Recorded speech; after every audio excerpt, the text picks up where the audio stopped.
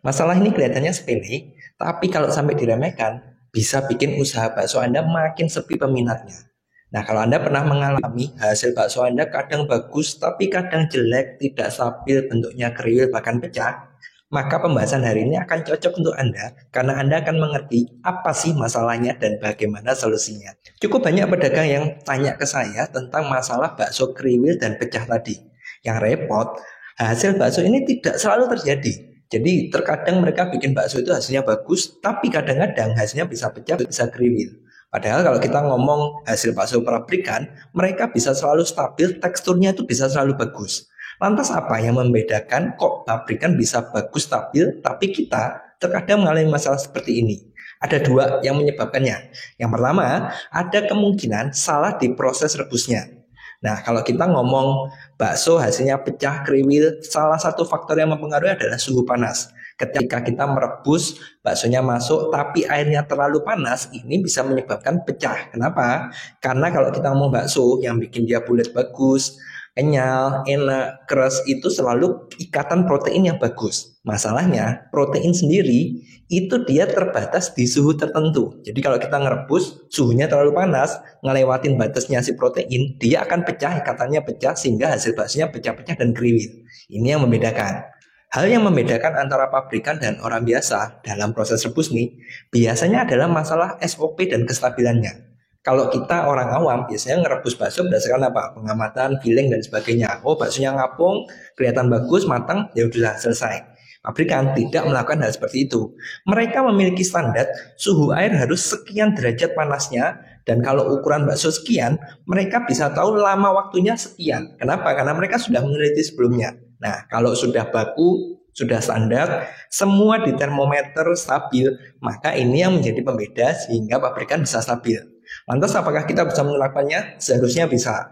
Triknya, Anda bisa merebus bakso menggunakan air dengan suhu jangan lebih dari 85. Ingat, jangan lebih. Jadi sebisa mungkin di bawahnya, supaya hasil bakso kita tidak pecah, tidak ngeriwil tadi.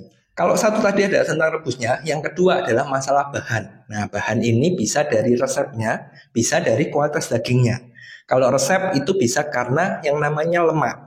Tadi kita sudah bahas sedikit bahwa yang membuat bakso bagus itu adalah ikatan protein, di mana protein ini punya tanggung jawab besar sekali menjaga cairan dan lemak itu menyatu.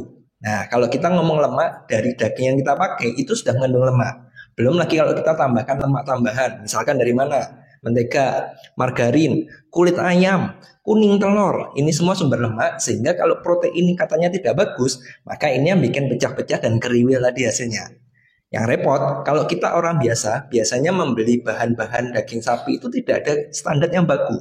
Sementara pabrikan, mereka bisa memiliki standar yang baku karena membeli berdasarkan CL. Nah, kalau kita beli fresh, apalagi kalau kita beli yang namanya tetelan, wah ini sudah lemaknya sudah banyak sehingga ini yang bisa jadi masalah. Solusinya gampang. Ada bahan-bahan tambahan pangan yang bisa membantu untuk ikatan protein lebih bagus dan juga mengikat lemak cairan tadi supaya hasilnya lebih optimal. Nah, yang jadi repot, kalau pabrikan juga melakukan hal yang sama, mereka juga pakai bahan-bahan tambahan ini dan hasilnya bagus. Mereka sudah ngerti ilmunya, mereka tahu takarannya, mereka tahu perhitungannya sehingga hasilnya pas. Kalau kita biasanya terkendala satu, pilih bahannya yang mana, terus yang kedua takarannya berapa. Contohlah kalau bahan, untuk menguatkan ikatan protein ada namanya Wendapos M17 dan juga SL505. Terus kalau untuk mengikat lemak ada namanya M100FT, BBS203, ISP dan sebagainya. Sehingga alternatif bahan ini banyak sekali. Terkadang mungkin kita jadi bingung pilih yang mana. Nah, kalau kita harus pilih yang mana sebenarnya tergantung dari komposisi resep Anda gimana, dan yang kedua tentu kualitas daging yang Anda pakai seperti apa. Jangan bingung dulu, tenang.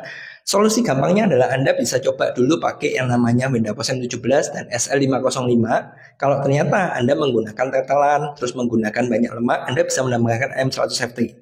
Seharusnya tiga bahan ini cukup. Apakah perlu tiga-tiganya atau enggak? Tergantung lagi resep Anda seperti apa. Jadi ini istilahnya standar baku yang bisa Anda coba. Tapi kalau Anda malas coba-coba, Anda mau yang pasti gimana? Saran saya konsultasi saja. Saya menyiapkan tim yang bisa Anda hubungin untuk Anda ajak konsultasi sehingga bisa ditentukan mana bahan yang terbaik dan mana takaran yang pas untuk hasil bakso Anda yang lebih bagus.